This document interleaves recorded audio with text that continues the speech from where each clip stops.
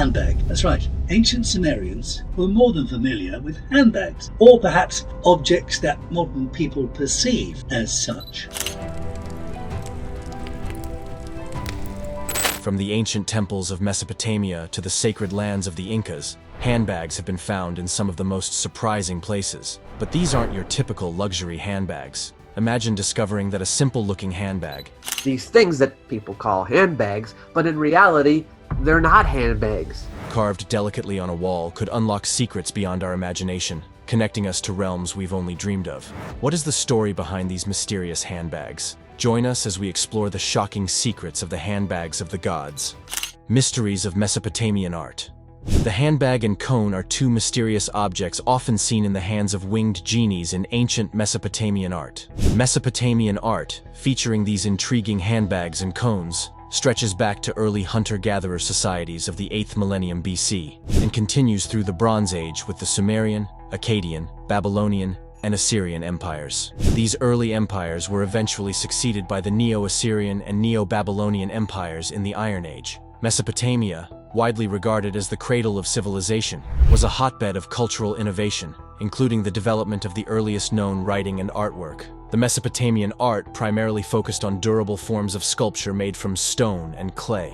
Although few paintings have survived, those that have indicated a preference for geometric and plant-based designs, most sculptures were also painted, enhancing their visual impact. The handbag and cone are often depicted alongside a stylized tree, floral decorations, guardian figures, the king and his attendants, or open doorways and portals. This tree, which frequently appears in these images, clearly has religious significance, though it lacks an official Assyrian name. Scholars often refer to it as the sacred tree.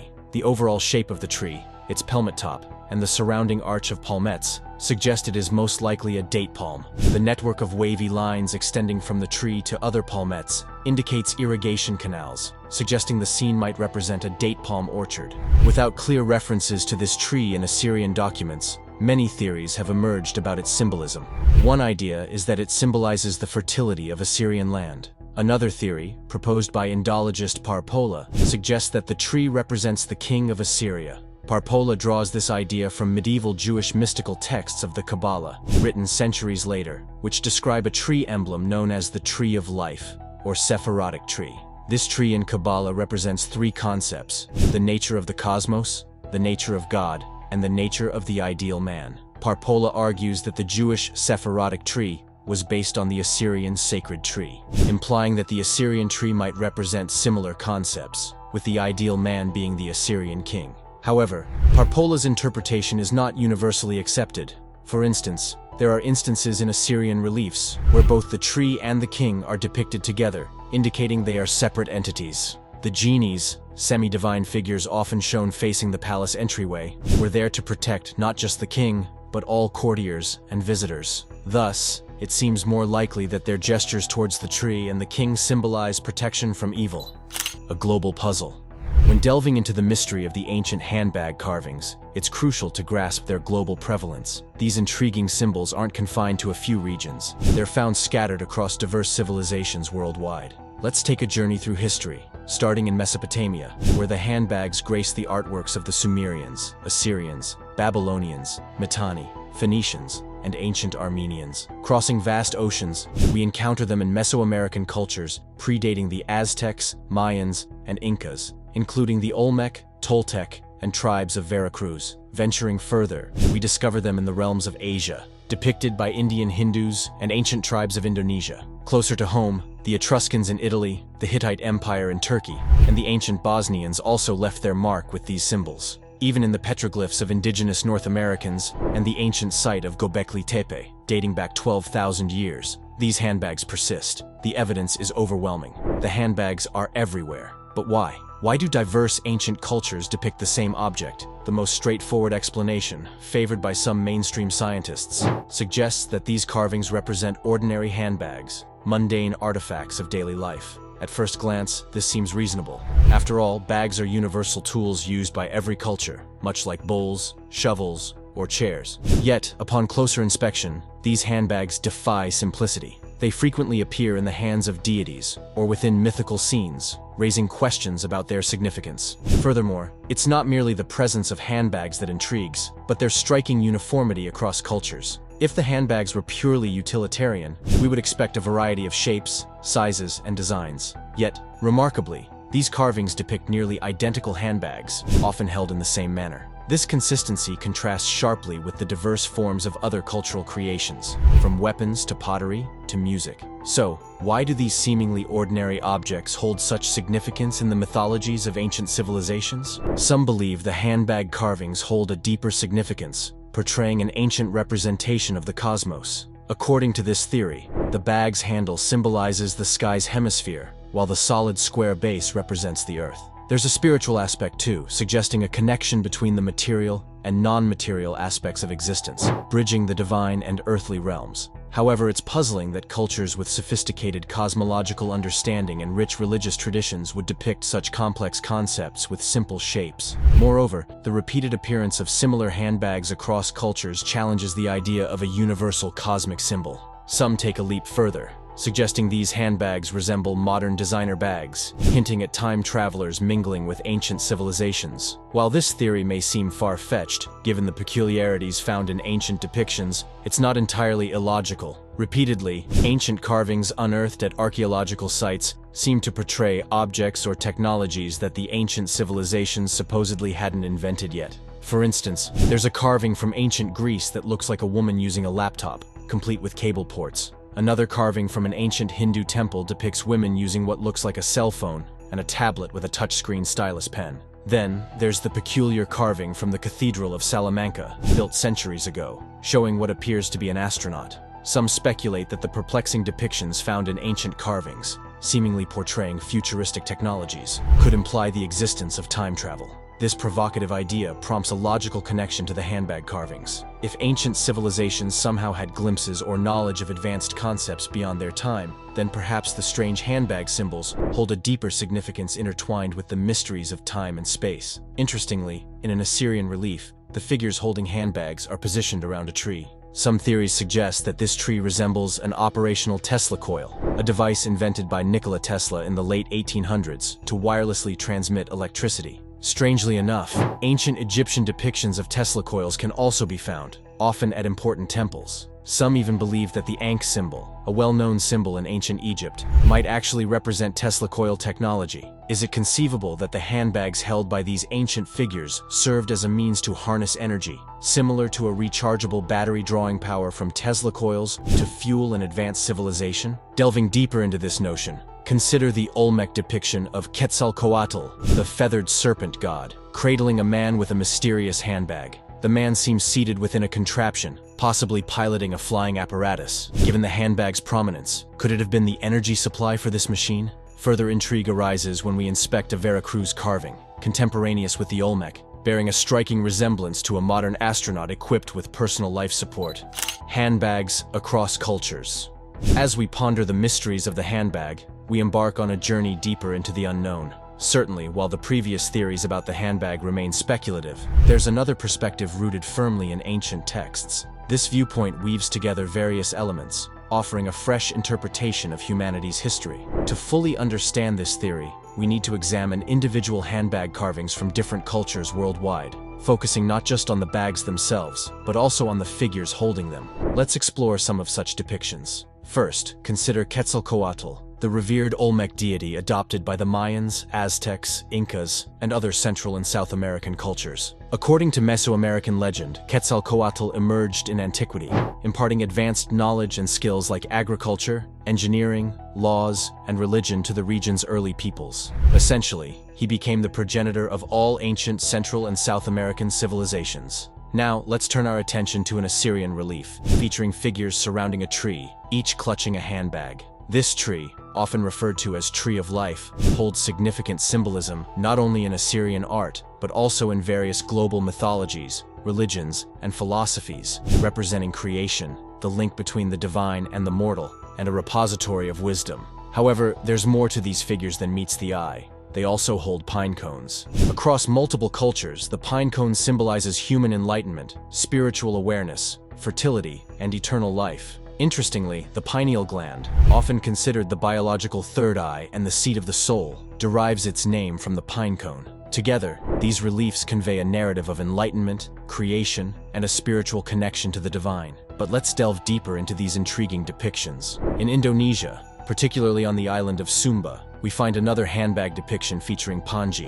In Indonesian folklore, Panji is a heroic figure in tales known as the Panji tales, shaping the cultural landscape for centuries. These stories attribute Panji with feats often associated with mythical ancestors, symbolizing aspects of creation and life, and offering a path to divine communication.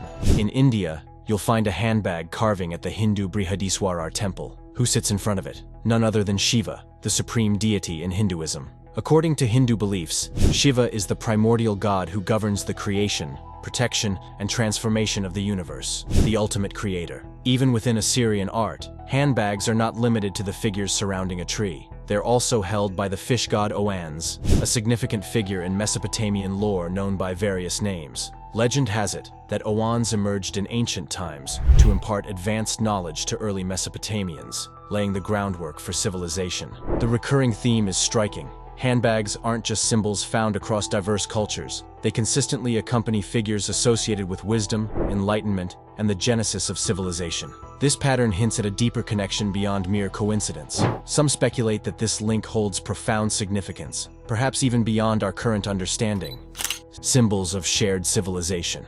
There are various other beliefs surrounding the purpose of the handbags, each offering intriguing possibilities. Some speculate that these bags served as communication devices for extraterrestrial beings, enabling them to connect with their motherships. Swiss author Erich von Däniken proposes that the bags were gravity devices, ensuring that ancient astronauts remained grounded. Others theorize that the handbags were frequency resonators capable of moving massive objects like giant monoliths. Ancient astronaut theorists propose a different perspective, suggesting that the handbags were DNA storage devices brought by the Anunnaki to aid in the creation of the human race. While alternative researchers remain divided on the exact purpose of these handbags, they agree that these artifacts connected distant societies in the past, fostering shared knowledge and culture. In his 2015 book, Magicians of the Gods, Graham Hancock delves extensively into the significance of these handbags. He suggests that since they are often depicted in the hands of important beings, they might have been some form of technology or substance, enabling communication with the spirit realm.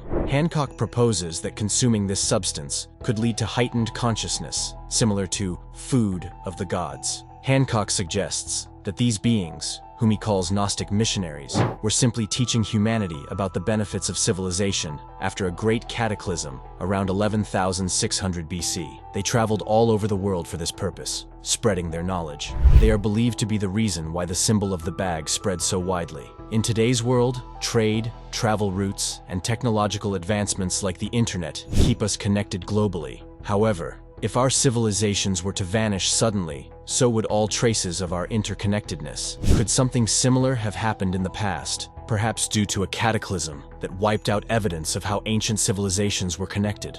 More and more evidence seems to point in that direction. In ancient times, the world might have been connected through methods that modern theories don't account for. Perhaps ancient people had means of transportation such as ships or even flying machines. Hindu texts and Sanskrit epics describe ancient flying machines, and some theories suggest that hot air balloon-like devices are linked to the Nazca lines. In the 1970s, Jim Woodman achieved a remarkable feat by creating a hot air balloon and soaring gracefully 300 feet above the Nazca lines. What makes this achievement even more intriguing is that he did so using only materials that would have been available to the ancient Nazca people. Additionally, ancient maps like the Peri Rice map hint that the mapmakers of old might have had access to some form of flying apparatus. This suggests the possibility that ancient civilizations, like the Nazca and others, had large ships capable of traveling vast distances long before previously believed. There's long been speculation that Tiahuanaco, also known as Tiwanaku,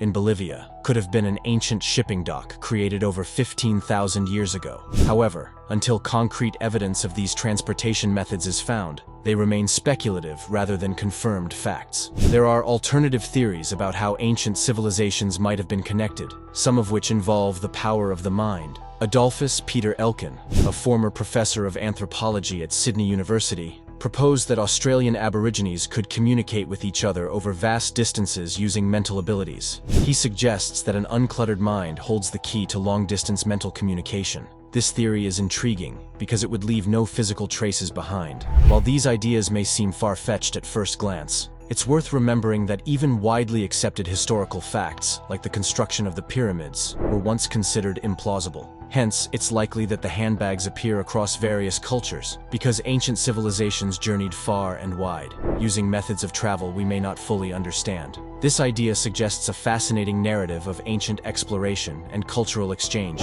offering insight into the interconnectedness of civilizations long ago. Now it's time for today's subscriber pick. In the heart of the bustling city of Cusco, Dr. Maria Sanchez's discovery at an old Incan temple sent shockwaves through the archaeological community. Amidst the vibrant murals depicting gods, warriors, and celestial beings, one panel stood out. It portrayed a godlike figure, holding an object that looked remarkably like a modern handbag, complete with detailed engravings. What caught Maria's eye even more was the figure's wrist, adorned with a circular object unmistakably similar to a wristwatch. Intrigued, Maria knew she had stumbled upon something extraordinary. The carvings around the deity were intricate, a mesmerizing mix of symbols and script. Under scrutiny, Maria deciphered part of the text. It spoke of the handbags of the gods, legendary artifacts said to contain the wisdom of the cosmos. The ancient Incans believed these bags held the power to unlock the universe's deepest secrets, granted to them by celestial visitors. The wristwatch-like object was identified as a timekeeper, a divine tool allowing the gods to navigate and manipulate the flow of time. This revelation was mind-boggling. It suggested the possibility of ancient civilizations knowing or even direct contact with beings possessing advanced technology. As Maria shared her findings with the world, the implications were profound. Could these carvings indicate that ancient societies had interactions with extraterrestrial beings? Were they privy to advanced technologies we are only beginning to understand today? Maria's discovery at the Incan temple confirmed what she had always suspected. The handbags of the gods hold shocking secrets. Decoding the mystery. Some experts argue that the handbags and cones were not held by the mighty Sumerian Anunnaki, as generally speculated. They argue that the Anunnaki were 7 major gods, heavenly deities with immense powers, and they did not carry bags or pine cones. If the Anunnaki were indeed ancient aliens, their power did not come from these items. The beings holding the bags and cones are the Apkallu, semi-gods or sages in Mesopotamian mythology. Apkallu means sage or expert in Akkadian, and is linked to wisdom, depicted as fishman hybrids, bird-headed beings, or human-like figures with wings. The Apkallu were known as the 7 sages. Their role was to introduce knowledge and learning to humans, acting as teachers and advisors. In addition to handbags and cones, the Apkallu are often shown holding other items, such as sprigs, which are small stems with leaves or flowers, scepters with various heads, strings of beads, and even baby goats. The bag and cone are not always paired together. Sometimes the genie is depicted holding just the bag, with the other hand making a gesture. If the handbag represents the cosmos, what do these other objects signify? And why would such an important symbol be linked to semi-gods like the Apkallu rather than the Anunnaki? This casts doubt on the cosmos theory. To make an educated guess about the purpose of these bags and cones, we need to understand the historical context and the evolving roles of the Apkallu throughout ancient Mesopotamia's long history. Over approximately 5,000 years, the region between the Euphrates and Tigris rivers saw the rise and fall of several interconnected civilizations, including the Sumerians, Akkadians, Assyrians, and Babylonians. Each of these cultures might have imbued these symbols with different meanings, reflecting the changing religious and social dynamics of their times. Ideas, stories, myths, and words were continuously exchanged, inherited, adopted, blended, and reimagined among ancient cultures and their neighbors. The earliest known civilization, Sumer, was established about 6,500 years ago, with the first known mention of the Apkallu appearing in the Sumerian poem, the Epic of Gilgamesh, between 4,100 and 3,200 years ago. The elaborate carvings of winged genies, however, are from the Neo-Assyrian period, around the 9th century BC, approximately 2,900 years ago. This means there was a gap of at least 300 to 1,002 years between the earliest Sumerian references to Apkallu and their depiction in Neo-Assyrian art. A great deal could have changed during this extensive period, and the idea of the Apkallu likely evolved significantly. Let's delve into the different contexts and eras in which these genies appeared, starting with the more recent Neo-Assyrian period where there is ample information. During the Neo-Assyrian era, the Apkallu are often depicted in three main scenarios. Sometimes they are shown at the corners and gates of rooms alongside protective spirits called lamasu. Other times, they are seen flanking a sacred tree, holding a bag and a cone, either approaching or touching the tree's flowers. They are also depicted placing the cone near the king or another individual. Records from this time indicate that the Apkallu were involved in rituals designed to ward off evil. For instance, the sage Adapa's name was used in exorcism procedures to invoke power. The handbag carried by the Apkallu is known as a bandudu, meaning bucket in Akkadian, and the cone is called a mululu, meaning purifier. This indicates that what appears to be a handbag is actually a bucket, contrary to the common. Historians believe that the bucket and cone were used in rituals where the cone was dipped into the bucket to sprinkle liquid on the king, his courtiers, and the palace to purify them. This is why Apkallu figures are often depicted near doorways and in room corners, as these areas were thought to harbor evil spirits. Plaques of the Apkallu were also placed in homes to protect against evil. By the 9th century BC, Apkallu were seen as protective spirits who used the bucket and cone to bless and defend people and places from evil. But what about the scenes where these mystical beings stand by the sacred tree? The genies were likely using the bucket and cone in rituals to protect the tree, which fits with their role as guardians and purifiers in ancient Mesopotamian culture. In this relief, the two Apkallu appear to be tending a young tree without using any ritualistic items. This depiction aligns with a long-standing Mesopotamian tradition of illustrating figures facing a central plant. For example, the Adam and Eve calendar seal, also known as the Temptation seal, shows two seated figures with a tree between them. Similarly, a seal imprint from the 15th to 13th century BC depicts two beings flanking a tree. An intriguing seal from the 12th to 11th century BC shows a bird-headed Apkallu stepping on one branch and twisting another. This action doesn't seem to be about protecting the tree. What could the Apkallu be doing? This seal was made over 200 years before the protective Apkallu in later Assyrian palace reliefs. These earlier artifacts may provide a more accurate portrayal of the Apkallu as described in Sumerian texts. An enduring legacy.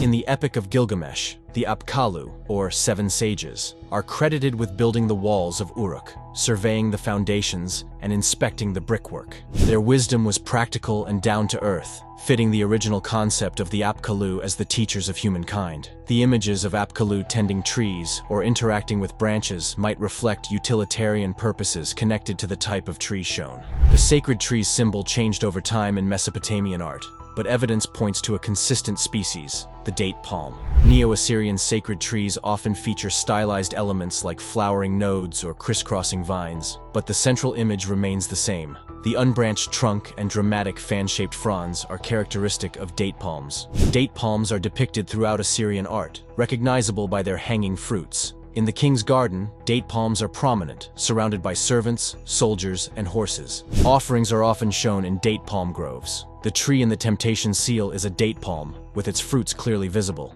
The Apkallu grabbing a frond of a date palm, with its distinctive trunk and crown, supports this identification. The sacred tree of Mesopotamia was likely always a date palm. These trees were central to Mesopotamian life, providing food and playing a significant role in cultural and religious practices. The consistent depiction of date palms in art highlights their importance, symbolizing fertility, life, and possibly divine protection. Understanding the role of the date palm helps us appreciate its essential place in ancient Mesopotamian society. For thousands of years, ancient civilizations in Mesopotamia showcased date palms in their art and clay tablets, driven by both economic and symbolic motives. These palms were integral to Mesopotamian life, dominating the landscape and serving as a vital food source. Herodotus, writing in the 5th century BC, observed the abundance of palm trees across the flat terrain of Mesopotamia. In the ancient reliefs where we see the Apkallu standing near trees, those who hold cones near the tree's flowers likely depict the process of pollinating date palms.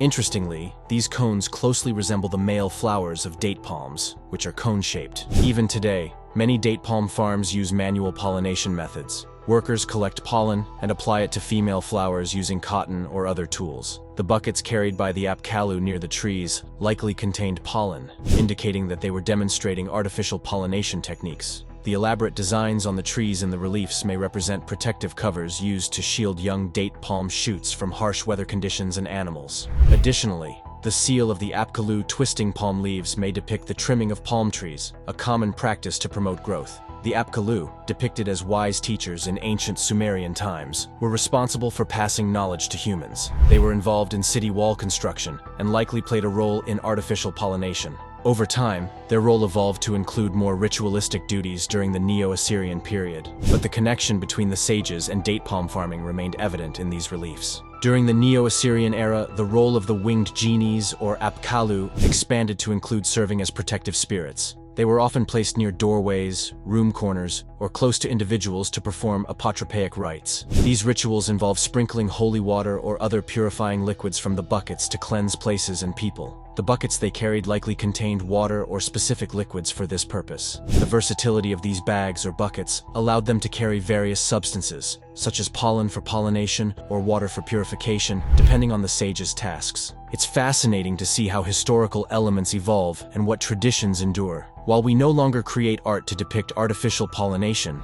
the practice itself continues to benefit us today. Additionally, the ancient ritual of sprinkling water for purification has been preserved and remains in practice. This ritual has even spread to a broader population. For example, the Torah and the Old Testament of the Christian Bible describe a Jewish ritual involving hyssop, a plant dipped in water, which is then sprinkled to purify individuals. This enduring tradition highlights the continuity of ancient practices in modern religious ceremonies. Most people are familiar with the Christian aspergillum, the tool used to sprinkle holy water on a person during liturgical services. But did you know that Buddhism and Hindu ceremonies also include similar rituals? These practices are nearly identical, though the instruments and plants used for sprinkling have been adapted to fit local traditions and preferences. It's widely accepted that the use of holy water in sacred rituals predates Christianity, given that Christianity originated in Jerusalem, a city within the Fertile Crescent, and closely connected to Mesopotamia. It is plausible that this sprinkling ritual has its roots in ancient Mesopotamian traditions. The flower sprigs carried by the Apkallu in ancient reliefs could very well be the predecessors of the Christian hyssop used in these rituals. Despite the passage of time, much has changed and much has remained the same. Just as the ancient sages once did, today's bishops and master monks continue to perform similar purification rituals and practices that might be traced back to the earliest civilizations on Earth. We are fortunate to have these invaluable ancient artifacts, which convey messages and tell stories from thousands of years ago, allowing us to connect with the distant past and understand the continuity of human traditions. Do you think that the items in the carvings are handbags or buckets? Let us know your opinion in the comments below.